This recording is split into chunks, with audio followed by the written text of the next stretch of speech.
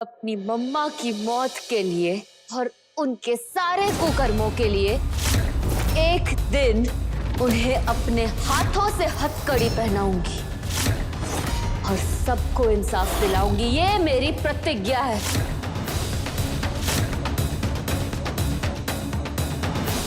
मत करो मुस्कान, ये सब करके तुम्हें क्या हासिल होगा? मत करो। क्यों? क्यों रौनक जी, क्यों? क्योंकि तुम्हें परेशानी हो गई। प्रतिज्ञा को पूरी मत करो, इसके लिए तुम्हें हमें बर्बाद करना होगा जो तुम कभी कर नहीं पाओगे। क्यों आप मेरे खिलाफ खड़े हो? क्यों आप मुझसे इतने दूर हो गए हो रौनक जी? क्यों? आप खुद चाहते थे ना कि सर जी जेल की सलाखों के पीछे हो, फिर आप ही उनकी ढाल बन के क्यों खड़े हो रौनक जी? क्यों? क्या बात है रौनक जी, बताओ रौनक जी, क्यों? क्योंकि हम भी उस कोठे की पैदाइश है।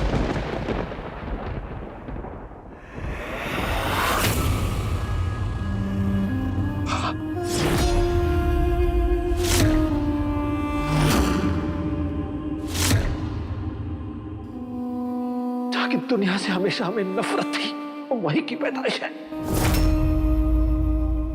और ये रिश्ता तुम्हारा मालिक है, हमारी जिंदगी का मालिक।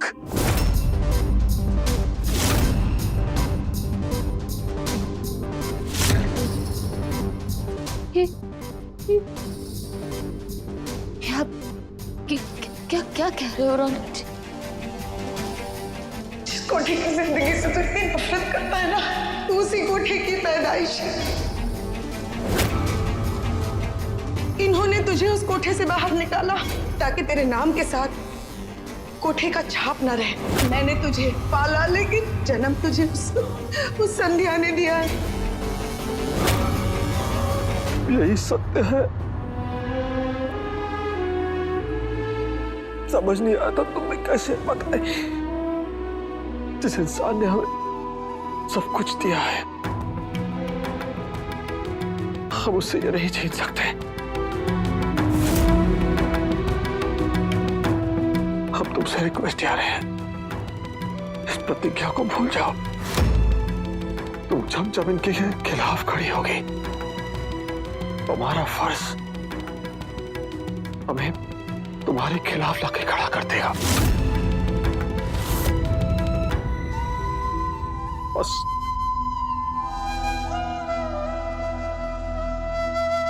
अब यहां से कहीं बहुत दूर चले जाते हैं। चलो मुस्कान, चलो।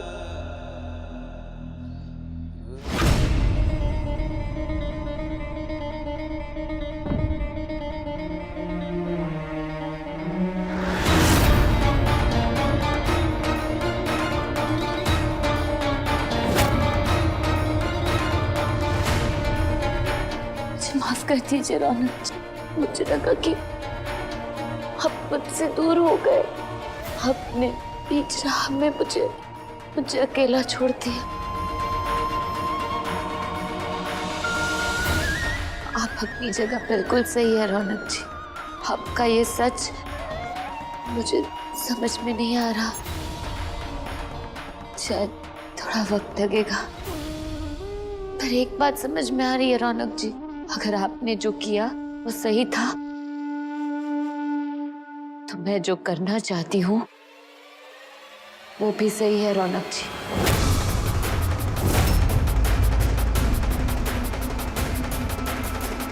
आपने इतना बड़ा सच कहा, पर उससे मुझे कोई फर्क नहीं पड़ता और ना ही कभी पड़ेगा, क्योंकि मेरे लिए आप आज भी वही फरिश्ता हो, मेरे रौनक जी, और हमेशा मेरे लिए आप वही रहेंगे। और इसके लिए मैं आपका सम्मान करती हूँ और अपनी प्रतिज्ञा से पीछे नहीं हट सकती।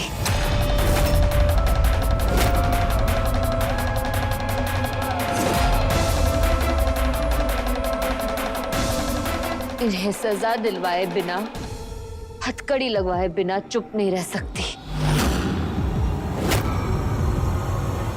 अच्छा अच्छाई पे बुराई की जीत नहीं होने दे सकती मैं। अगर आज मैं पीछे हट गई, उन सब लोगों के साथ नाइंसाफी होगी जिन जिन की जिंदगी इस इंसान ने बर्बाद कर दी है। नहीं हट सकती पीछे। मुस्कान, अभी तो हमने तुम्हें इतना समझाया, हमारी बात नहीं मानोगे? अब टूट चुके हैं, हमें तुम्हारे साथ की जरूरत है।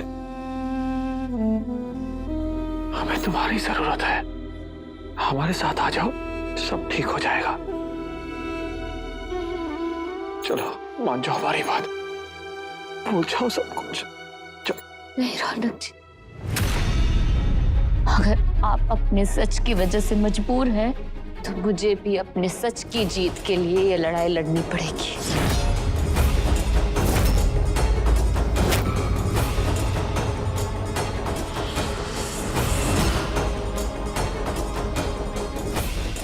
तुम प्रतिज्ञा नहीं छोड़ोगी ना?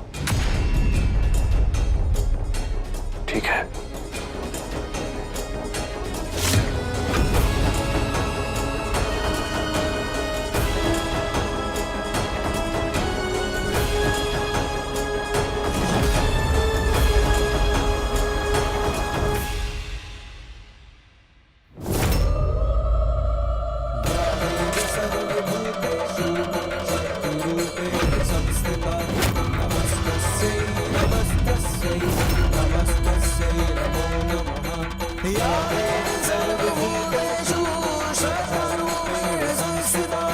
हम रौनक सिंह,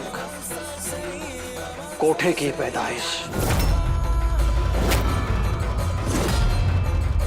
कोठे की मिट्टी से बने मां की इस मूर्त की कसम खाते हैं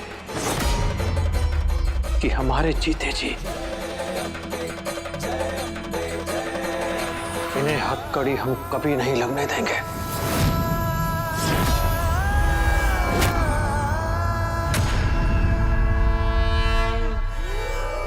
और ये हमारी प्रतिज्ञा है।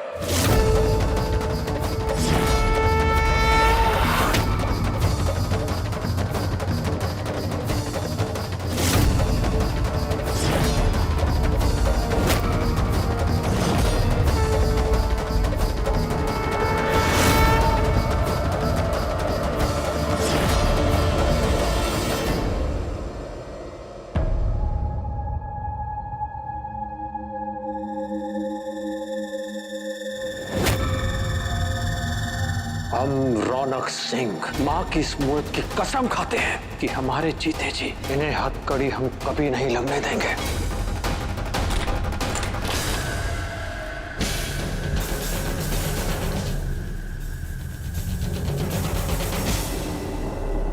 मुस्कान, मैं जानती हूँ तुम्हारे मन में कई सारे सवाल हैं, लेकिन इस वक्त मेरे भी मन में बहुत सवाल उठ रहे हैं और मैं चाहती हूँ तुम दोनों सही सही जवाब दो। तुम दोनों ने आज देवी माँ के सामने प्रतिज्ञा ली, कसम खाई कि अपना अपना फर्ज निभाओगे, पर मुझे ऐसा क्यों लग रहा है कि यही कसम, यही प्रतिज्ञा तुम दोनों को एक दूसरे के साथ नहीं बल्कि एक दूसरे के आमने सामने खड़ा कर देगा। मैंने आज तक मेरे रौनक और मुस्कान को एक दूसरे के साथ ऐसे खड़ा देखा है, एक दूसरे के विरुद्ध नहीं। इसीलिए मुझे जानना है कि अब से तुम दोनों का रिश्ता पति पत्नी का है या दुश्मनी का।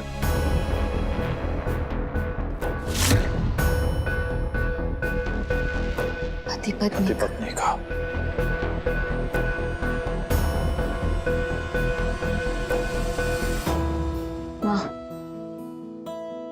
रौनक जी मेरे पति है। हाँ, हम हमेशा एक साथ ही होते थे। अगर आज हमारे फर्ज के चलते हमारे रास्ते बदल गए हैं, तो इसका मतलब ये नहीं है कि रिश्ते भी बदल गए।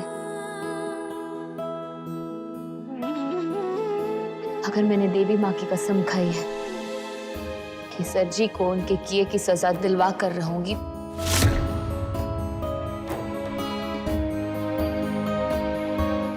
आपके सर की कसम खाकर कहती हूँ माँ, मेरे फर्ज के आगे रौनक जी और मेरे पति पत्नी के रिश्ते को नहीं आने दूंगी।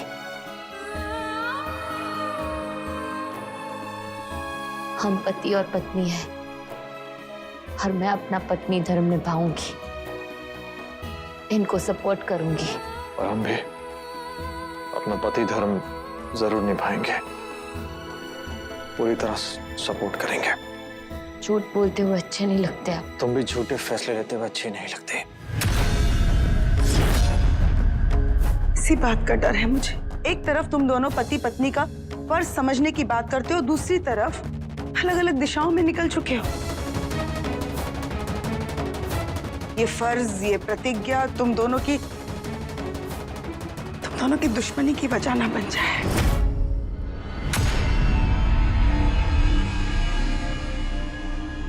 ऐसा नहीं होगा माँ। रौनक जी ने हमेशा मेरा साथ दिया है। आज वो मेरे साथ नहीं है, उसका मतलब ये नहीं है कि हम दुश्मन बन जाएंगे। हमेशा मुझे सपोर्ट किया है, मुझे इतना ताकतवर बनाया है, और उसी के चलते मैं ये कह सकती हूँ कि सर जी को तो अपने किए की सजा दिलवा कर ही रहूंगी। जो भी गलत किया है उसका फल उनको मिलकर ही रहेगा। और उन्होंने जो कुछ हमारे लिए किया है उसकी वजह से तुम जब जब उनके खिलाफ जाओगी हमें सामने खड़ा पाओगी। लेकिन ये भी कह देते हैं कि पति हैं इसलिए सपोर्ट भी करेंगे। तुम दोनों एक साथ तो रहोगे ना? हाँ हाँ माँ, हक है, पति और पत्नी है हम, और पत्नी होने के नाते मेरा हक है कि इनके साथ ही रहूं। पर मैं यहीं रहना चाहती हूँ, आउट हाउस में। हम भी मुस्कान के साथ यही रहेंगे। कमाना का कमरा हमें थोड़ा पराया सा लगने लगा है। तेरी माँ भी तुझे पराई पराई सी लगती है।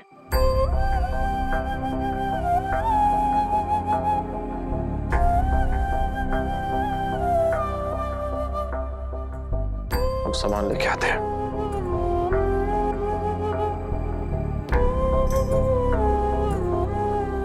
बोलना इसे, पति होने का फर्ज तो निभा रहा है और बेटे होने का फर्ज वो भूल गया।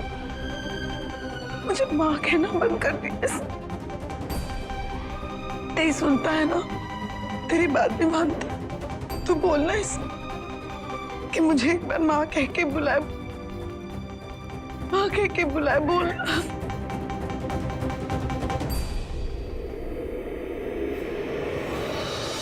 आप अंकल जी से एक बार बात कीजिए ना कि वो अपने गलत काम और ये गलत धंधे छोड़ दें। वो क्या है कि शायद फिर मुस्कान भाभी भी ये अपनी जिद छोड़ देंगी कि वो अंकल को सजा दिलाने वाली बात से। और भैया जी, हम आपको और मुस्कान भाभी को ऐसे अलग अलग और उखड़ा उखड़ा नहीं देख सकते। वो क्या है कि उन्होंने जीवन में हमारे लिए बहुत कुछ किया है। ये जीवन उन्हीं की देन है, तो हम उनके एहसान के बोझ के तले दबे पड़े हैं। क्या करते हैं, नहीं करते हैं, सही करते हैं, गलत करते हैं, उन्हें कुछ भी कहने का कोई अधिकार नहीं है। पूरा अधिकार है आपको।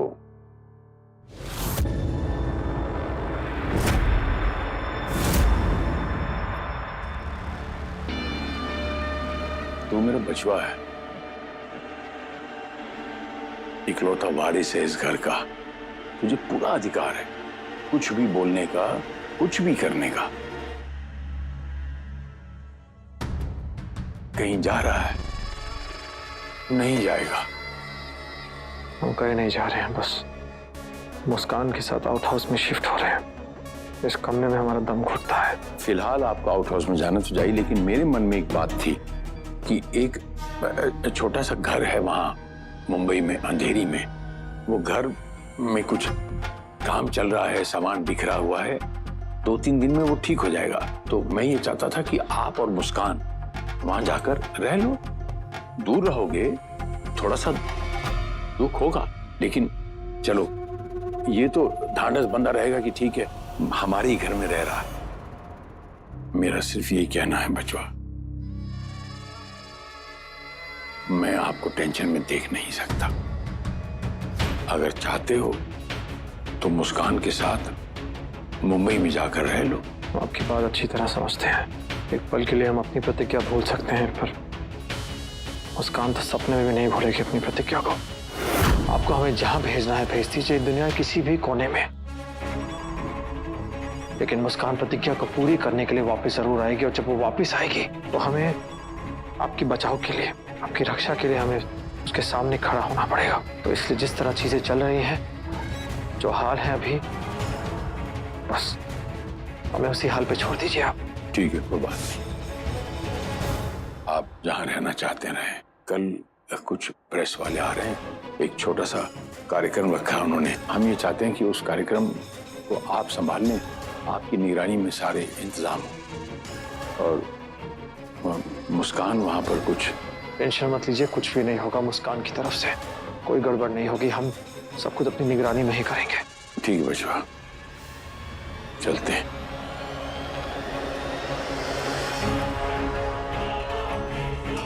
यही तो मैं चाहता हूं कि तू हमेशा उस मुस्कान के सामने मेरी ढाल बना रहे। तेरी ये प्रतिज्ञा ठंडी ना हो, इसीलिए मैं उसे बार बार इस बोझ की हवा देता रहूंगा।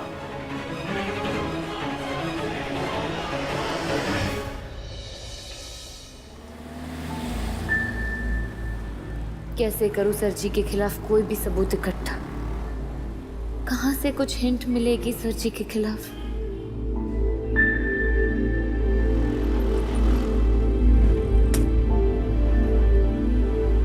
I'm sorry बेटा, सॉरी, एक मिनट। सॉरी। कोई बात नहीं दीदी।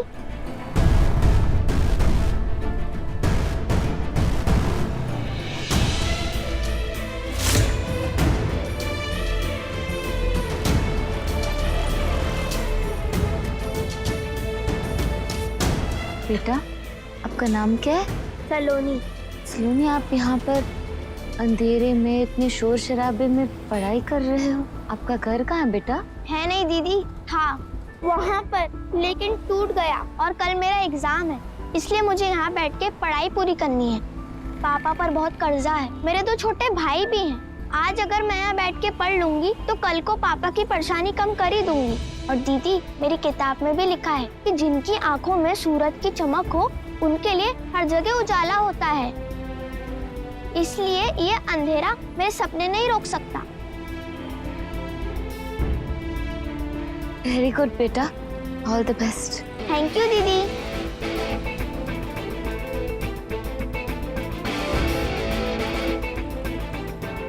अगर ये छोटी सी बच्ची इतनी मुसीबतों का सामना कर अपने एग्जाम्स की तैयारी कर सकती है, तो मैं भी अपनी लाइफ की सबसे बड़ी एग्जाम के लिए तैयार हूँ।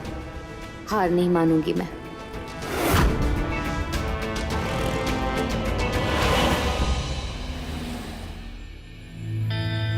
अगर आपको जवाब देना ही है तो पढ़ लिख कर कुछ बनकर दिखाओ। जिंदगी में ऐसा कुछ करके दिखाओ कि वो चाहकर भी आपको नजरअंदाज ना कर पाए।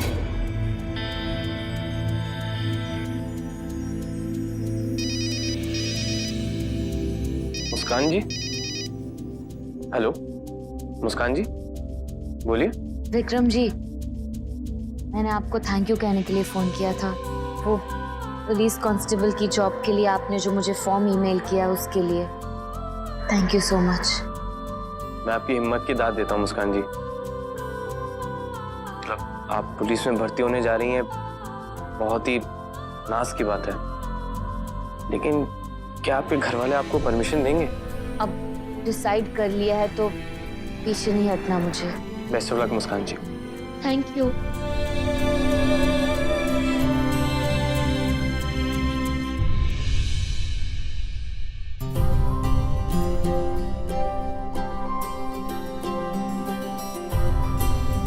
मम्मा, आज मैं पुलिस में जॉब के लिए अप्लाई कर रही हूँ।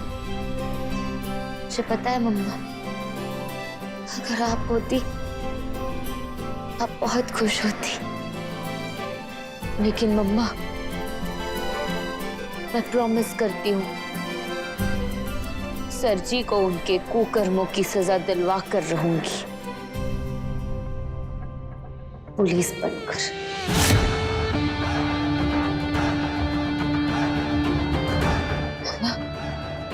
सही मायनों में वो मेरी तरफ से आपके लिए श्रद्धांजलि होगी।